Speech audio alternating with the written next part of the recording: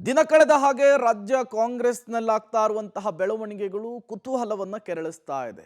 ಒಂದು ಕಡೆ ಅಧಿಕಾರ ಹಂಚಿಕೆಯ ವಿಚಾರ ಆದ್ರೆ ಮತ್ತೊಂದು ಕಡೆ ಸಚಿವ ಸಂಪುಟ ಪುನರ್ರಚನೆಯ ವಿಚಾರ. ಈ ಎರಡು ವಿಚಾರಗಳಲ್ಲಿ ರಾಜ್ಯ ಕಾಂಗ್ರೆಸ್ ಬೇಯ್ತಾ ಇದೆ. ಇದರ ನಡುವೆ ಡಿಸಿಎಂ ಡಿಕೆ ಶಿವಕುಮಾರ್ ಅವರ ನಡೆ ಮತ್ತಷ್ಟು ಕುತೂಹಲವನ್ನ ಜಾಸ್ತಿ ಮಾಡ್ತಾ ಇದೆ. ಪವರ್ ಶೇರಿಂಗ್ ಬಗ್ಗೆ ಡಿಸಿಎಂ ಡಿಕೆ ಶಿವಕುಮಾರ್ ಖಡಕ್ ಸಂದೇಶ ರವಾನಿಸಿದ್ದಾರೆ. ಸಿಎಂ ಮತ್ತು ನನ್ನ ಮಧ್ಯೆ ಉಳಿದವರಿಗೇನು ಕೆಲಸ ಅಂತ ಹೇಳಿದ್ದಾರೆ. ಇದು ನಮ್ಮಿಬ್ಬರ ನಡುವಿನ ಮಾತುಕತೆ ಹಾಗೂ ಒಪ್ಪಂದ. ಈ ಬಗ್ಗೆ ಮಾತನಾಡಲು ಮೂರನೆಯವರಿಗೆ ಅವಕಾಶವೇ ಇಲ್ಲ. ನಮ್ಮಿಬ್ಬರ ನಡುವೆ ಇರುವ ಒಪ್ಪಂದ ಎಂಬಂತಹ ಸಂದೇಶವನ್ನ ಮತ್ತೊಮ್ಮೆ ಡಿಕೆಶಿ ರವಾನಿಸಿದ್ದಾರೆ. ಪವರ್ ಶೇರಿಂಗ್ ಬಗ್ಗೆ ಡಿಸಿಎಂ ಡಿಕೆ ಶಿವಕುಮಾರ್ ಅವರು ಈಗ ರಾಜಕೀಯ ದಾಳವನ್ನ ಉರುಳಿಸಿದಂತೆ ಕಾಣಿಸ್ತಾ ಇದೆ. ಈ ಹಿಂದೆಯೂ ಕೂಡ ಇದೇ ಒಪ್ಪಂದದ ಬಗ್ಗೆ ಮಾತನಾಡಿದ್ರು ನ್ಯಾಷನಲ್ ಮೀಡಿಯಾಗಳಲ್ಲಿ. ಈಗ ಮತ್ತೊಮ್ಮೆ ಅದೇ ಹೇಳಿಕೆಯನ್ನೇ ಡಿಸಿಎಂ ಡಿಕೆ ಶಿವಕುಮಾರ್ ಅವರು ಪುನರುಚ್ಚರಿಸಿದ್ದಾರೆ. ವರಿಷ್ಠರ ಮುಂದೆ ನಮ್ಮ ಮತ್ತು ಸಿದ್ದರಾಮಯ್ಯನವರ ನಡುವೆ ಆದಂತಹ ಒಪ್ಪಂದ ಇದು, ಅಗ್ರಿಮೆಂಟ್ ಇದು.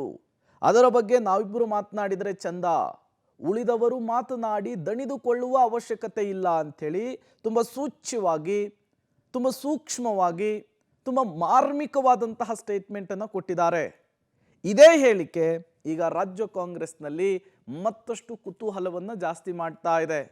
ಹಾಗಾದರೆ ನಿಜಕ್ಕೂ ಬಿಹಾರ ಎಲೆಕ್ಷನ್ನ ನಂತರ ರಾಜ್ಯ ಕಾಂಗ್ರೆಸ್ನಲ್ಲಿ ಅಧಿಕಾರ ಬದಲಾವಣೆ ಆಗೇ ಬಿಡುತ್ತಾ?